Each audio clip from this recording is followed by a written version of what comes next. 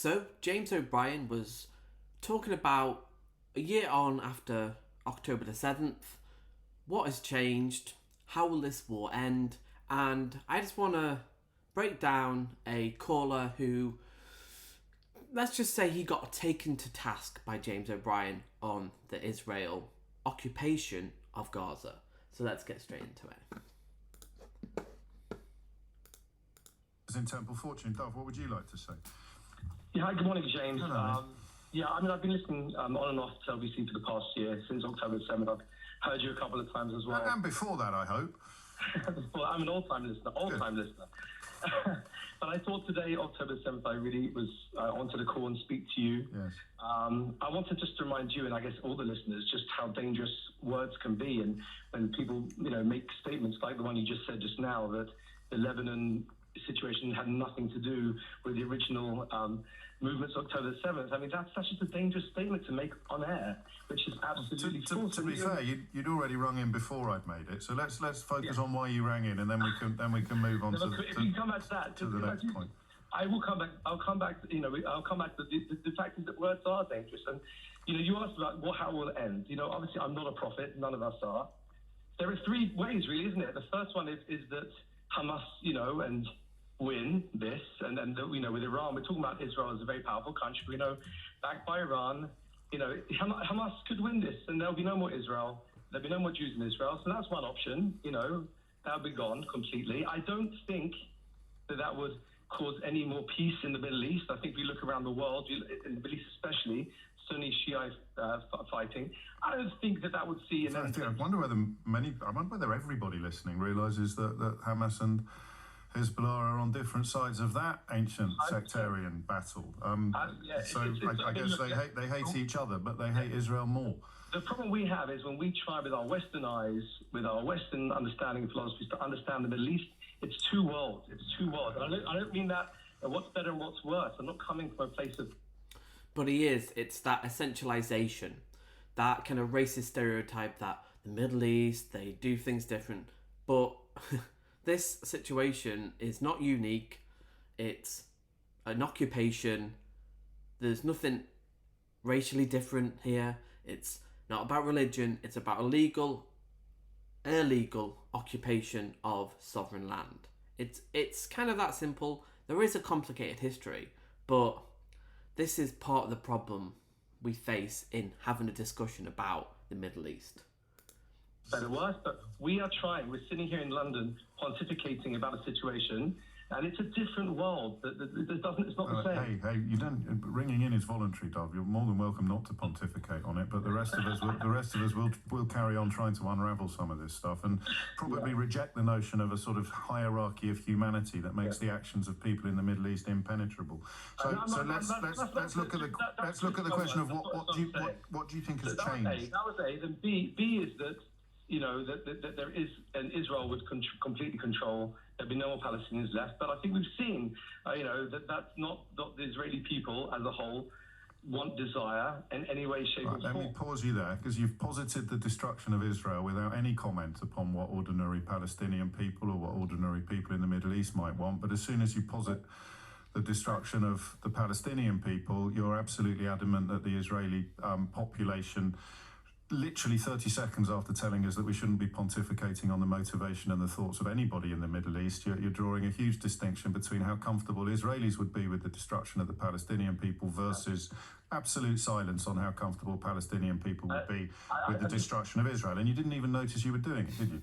Because I'm not pontificating. I'm just, you asked, your question was, what can happen? I'm just saying three scenarios. I'm not actually... Yeah, but the first scenario was offered up without any mention of how ordinary people in Lebanon or Gaza or anywhere else in the Middle East would feel about the destruction of Israel. Whereas then your comment about the destruction of all the Palestinian people, you had to qualify it by saying, but the Israeli people would never put up with that, or the Israeli people would never want that. So you're already, without realising it, introducing a form of moral hierarchy. I totally disagree with you, but let me get to the main thing I wanted to say to you, James. If you would. Sorry. The saddest thing for me today, and it's a very sad day, and I know you're going at me, and I don't mind, I get it. You can go if you want, but the saddest thing, and it's a really sad day. I'm a rabbi here in London, and the sadness is beyond the death, the destruction on both sides. I remember coming home from school in 1993, September 1993. I came home from school. My mum said, put the telly on right now. The White House lawn, where Yitzhak Rabin shook hands with Yasser Arafat. And we all celebrated the idea that there can be hope. There can be a peaceful situation. There can be a peaceful solution. We all celebrated that. We all hoped that Oslo would work. We all wanted that. If you would have gone to Israel at the time, the rallies, yes, of course, there's always people that will reject that on both sides. We know that. But I want peace. We all wanted peace. We all want to see the Palestinians suffering, the children. They shouldn't have to suffer. I feel so sorry for the regular Palestinian people who just want to live their lives. And unfortunately, we have completely misunderstood that there's something called Hamas. And Hamas are a religious extremist organization that are not interested. And indeed, of course, the person that killed Yitzhak Rabin was a member of an extremist religious organization as well. Of course, as I said to you, I just said as extremist. I said there are. I did say. No, you went effortlessly from the assassination of Yitzhak Rabin to describing Hamas. We should probably say a word about Yigal Amir and people in the Israeli cabinet, that were his allies. I'm not trying to be belligerent with anyone. I'm just saying the point. I'm just providing people with the context they need to understand your point. Yitzhak Rabin was murdered by an Israeli Jew, an extremist, a religious extremist whose grouping is represented now in Benjamin Netanyahu's cabinet. Something that must bring both of us great pain. No, it doesn't give me great joy at all. I said pain. No way at all. Pain, yeah, 100%. Yeah. Definitely. Again, I want to see a peaceful solution, and you would ask all my friends, congregants throughout. This is the most. You're never going to get it, are you? While Hamas remains in power in Gaza and allies of Yigal Amir remain in power in Israel. Right. Listen, I am listening. You've heard this statement before, right? I think it was Golda Meir that said it, right? If Israel put down its weapons tomorrow, right? If the Hamas put down their weapons tomorrow, Israel would. Nice Freudian slip there. To make the peaceful situation, which we saw in 1993, they were willing to go and do it. But Yitzhak Rabin was assassinated by an Israeli Jew. You can't keep going back to this point as proof of some sort of golden age. And they shake hands the White House lawn or not? Did they try to make this and who killed Yitzhak Rabin? That's an irrelevant point. How can it be irrelevant, Dov? Because you're trying to do, and I understand why, and I understand also that you can't see that you're doing it. You're trying to put all of the responsibility on one side of a conflict, all of it, and yet. And that's one of the central problems we face, is that the power imbalance is massive. You've got Palestine, a population of mostly children, and one of the most military sophisticated countries. They've got nuclear weapons, they've got Iron Dome, the full support of America and UK. This isn't something you can do both sides on. And this is the problem. This is an occupation. This is a genocide, in my opinion. 42,000 people have been killed. And he's acting like it's balance on both sides. It's just, this is not the case. Israelis have the power. They really do. They have the influence. They have the power to stop this, to pull out of Gaza properly, not just on the skirts and checkpoints. They have the power here, not the Palestinians. Hamas does have power, but Hamas only exists because of the occupation. Hamas didn't exist before the 1980s, the late 80s. So we have to look at why this is happening. And it comes back to the occupation of Gaza and the West Bank. In order to do that, you have to completely ignore the fact that Yitzhak Rabin, whose example is something I wish everybody in power at the moment could follow, was assassinated by a religious extremist, an Israeli Jew, and that his worldview is now represented in Benjamin Netanyahu's cabinet. So you can't, it's extraordinary that you don't realise what you're doing, but to try to portray this as an intractable problem created by one side of a two-sided conflict is, and this perhaps is something that's changed over the course of the year, is that nobody would buy that anymore outside of a vanishingly small and shrinking community. Okay, so you listen. Let's go on the other side. You keep saying listen. I didn't.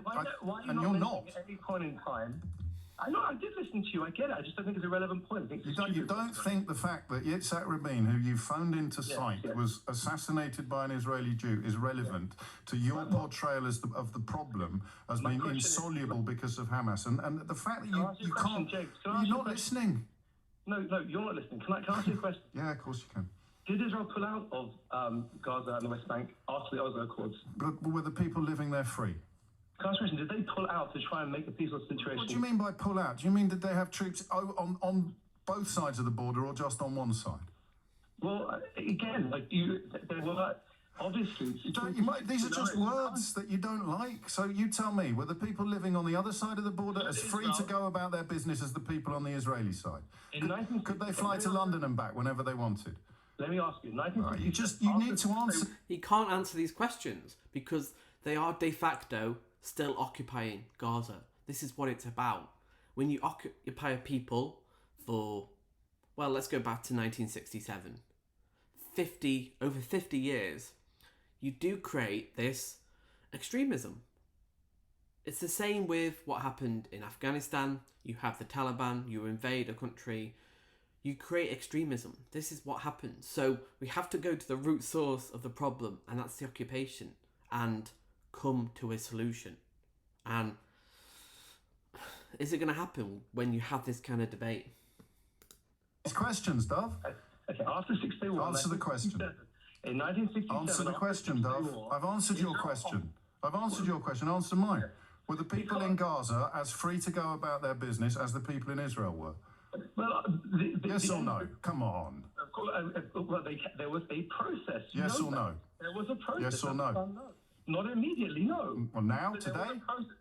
That's a whole different story. Ever? Hamas took over. When was the last time the people in Gaza were as free to go about their business? You can't answer the question. Hamas took over.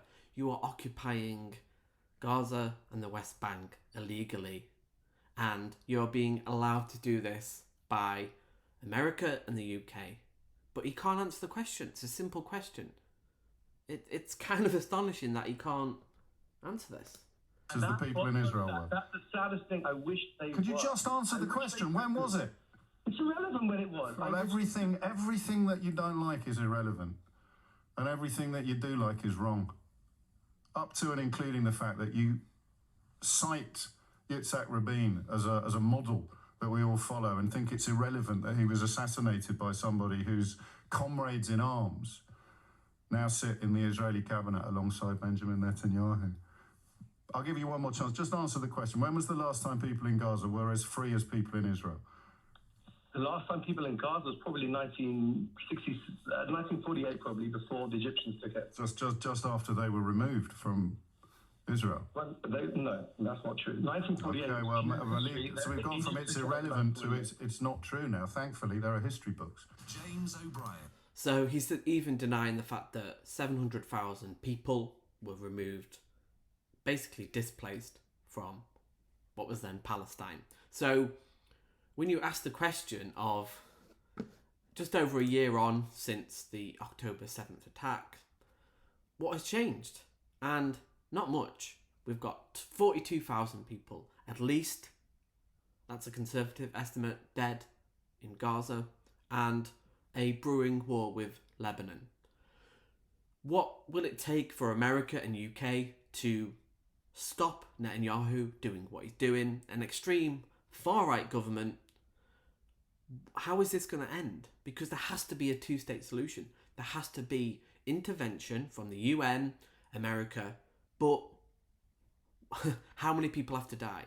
It's astonishing because when this war ends, if it does end, it's an ongoing military, pretty much genocide. I mean, when you're talking about these figures of people and the imbalances of power, it may not meet the technical terms, but the amount of people displaced, the hunger, the death, the destruction, when does it become a genocide? Obviously, that's a legal question, but morally, I think it's pretty clear. What does it take for the UK and America to actually do something. Because that's what it's about. Netanyahu has got carte blanche to do what he wants. So that's all I have for you today. Comment below. What's going to happen next? Is it going to go back to the status quo of occupation, or will there be some good that comes from this? I hope so, but I'm pretty pessimistic. Comment below, and I'll see you in the next video.